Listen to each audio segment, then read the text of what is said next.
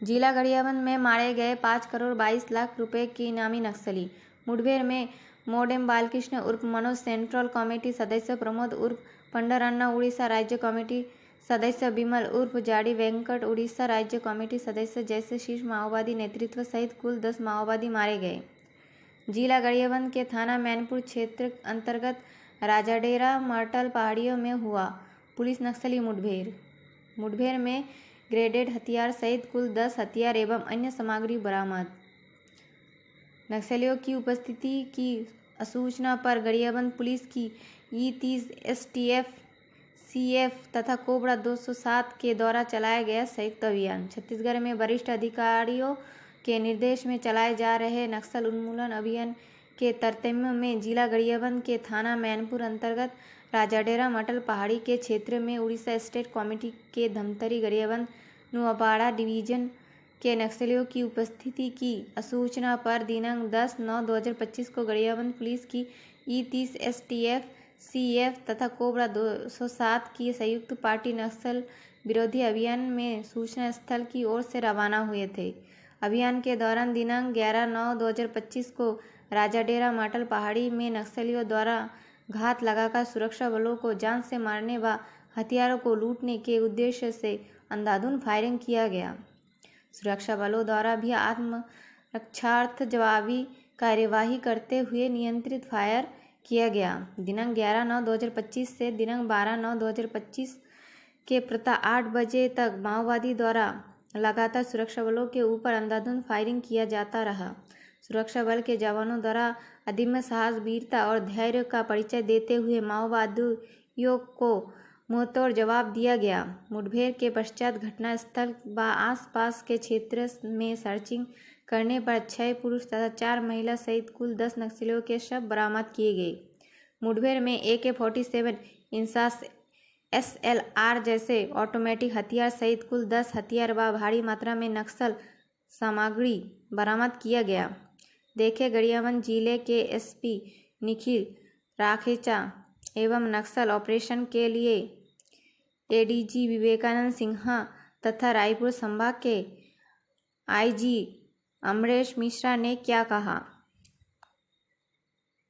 Police की E30 की team, CRPF cobra की टीम और STF की टीमों के द्वारा एक सफल अभियान चलाकर 10 माओवादियों को मारा गया, जिसमें एक शीर्ष माओवादी CC मेंबर जो मनोज उर्फ मोडेम बालकृष्ण और एक SZC जो Orissa state committee member Pramod, उसका भी इसमें शामिल था। कुल 5 करोड़ 22 लाख का इन सब 10 माओवादियों पर इनाम घोषित था।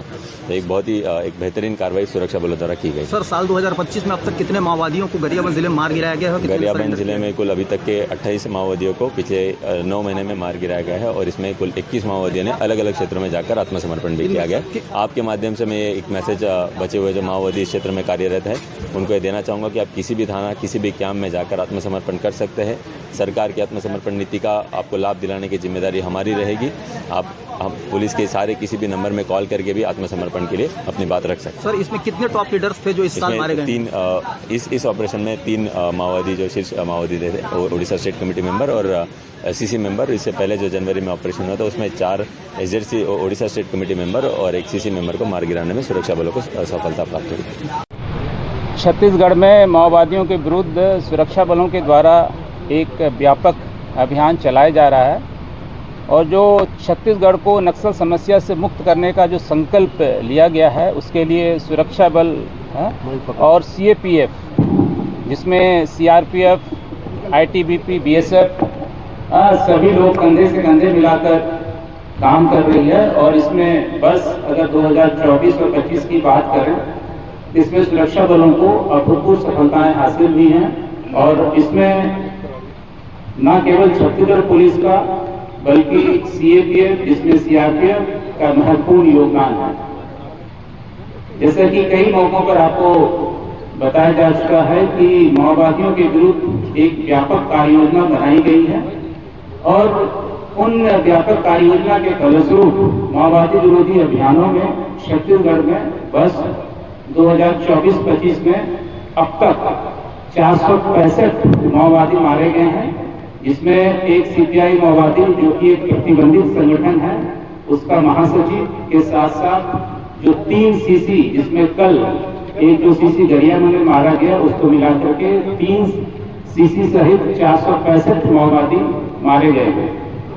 और जिस प्रकार से बस्तर क्षेत्र में नक्सलियों के विरुद्ध अभियान चल रहा है उसको दृष्टिगत रखते हुए माओवादियों ने अपने रणनीति में व्यापक बदलाव किया है और एक नया आधार इलाका बनाने के लिए, नया क्षेत्र पे अपना वर्चस्व बनाए रखने के लिए लगातार वो प्रयासरत हैं। और इसी अनुक्रम में एक जैसा उड़ीसा और छत्तीसगढ़ का जो क्षेत्र है, सीमावर्ती क्षेत्र, जिसमें जिला गरियाबंद, जिला धमतरी का क्षेत्र रहता है, उसमें भी इनके द्वारा, जिसमें यहाँ पे सेंट्रल कमेटी मेंबर जो उड़ीसा स्टेट कमेटी को देखते थे, मॉडर्न बालकृष्ण उर्फ मनोज, और साथ में इनके साथ जो अन्य कैडर थे, इनके द्वारा लगातार कोशिश की जा रही थी कि इस क्षेत्र में अपनी पकड़ को मजबूत बनाए रखें। परंतु जैसा कि हमने बताया कि जो संकल्प है नक्सल मुक्त करने का, इसी के तहत गरियाबंद जिले में भी यहाँ के जो आईजी हैं श्री अमरीश मिश्रा, यहाँ के जो एसपी हैं निखिल, उनकी पूरी टीम, और यहाँ पे जो आईजी सीआरपीएफ हमारे पास श्री सालिम बैठे हुए, उनकी पूरी टीम, सभी लोग पूरे कंधे से कंधे मिलाकर यहाँ पे माओवादियों से लोहा ले रहे हैं। और इसी क्रम में परसों एक सूचना मिली थी कि मैनपुर थाना क्षेत्रांतर्गत जो बालू डिग्गी की जो पहाड़ियां हैं उसके आसपास करीब 15 से 20 माओवादियों की जमावड़ा या मूवमेंट होने की सूचना पर यहाँ की फोर्स, जिसमें जो गरियाबंद की E30 है और इसके अलावा एसटीएफ और जो सीआरपीएफ की कोबरा है, साथ में इनकी जीडी बटालियन, सभी लोगों ने मिलकर एक संयुक्त अभियान, और इसी क्रम में कल शाम में नक्सलियों से मुठभेड़ हुई, जिसमें नक्सलियों ने पहले सुरक्षा बलों के ऊपर फायरिंग की और उसका जवाब देने में सुरक्षा बलों ने कार्रवाई की। और उसी मुठभेड़ में करीबन 2 से 3 घंटा चला। इसके अलावा कल पूरी रात रुक के मुठभेड़ होती रही और फाइनली जब मौके सर्चिंग किया गया तो वहाँ पे 10 माओवादियों के शव, साथ में हथियार एवं अन्य सामान बरामद हुए। जो सब बरामद हुए, जिनकी पहचान हुई है, उसमें एक महत्वपूर्ण जो सेंट्रल कमेटी मेंबर है मॉडर्न बालकृष्ण उर्फ मनोज, जो स्टेट तेलंगाना का जिला वारंगल का रहने वाला है, और साथ में 2 स्टेट कमेटी मेंबर, जिसमें से एक स्टेट कमेटी मेंबर जो प्रबोध उर्फ पांडू है, वो भी राज्य तेलंगाना का रहने वाला है। इसके अलावा 2 ACM रैंक के, 2 PCM रैंक के और बाकी एक पार्टी मेंबर, 2, इस प्रकार से 5 करोड़ से ज़्यादा इनामी के नक्सली इसमें मारे गए। इसमें हथियार जो बरामद हुए आपने डिस्प्ले में देखा होगा, AK-47, SLR, इंसास। इसके अलावा जो 12 बोर एवं अदर कंट्री मेड वेपन, एक पिस्टल जो कि प्रोहिबिटेड बोर है, ये भी प्राप्त हुई। इसके अलावा खाने पीने के सामान, डेली आइटम्स के, इसके अलावा अन्य कई सारे सामान बरामद हुए हैं। जब नक्सलियों ने सरेंडर किया हुआ था, यही लोग सामने बैठे हैं, E30 की फौज बैठी हुई थी। इन लोगों ने वादा किया था कि शस्त्र पूजा के पहले अमृत पूजन करेगा।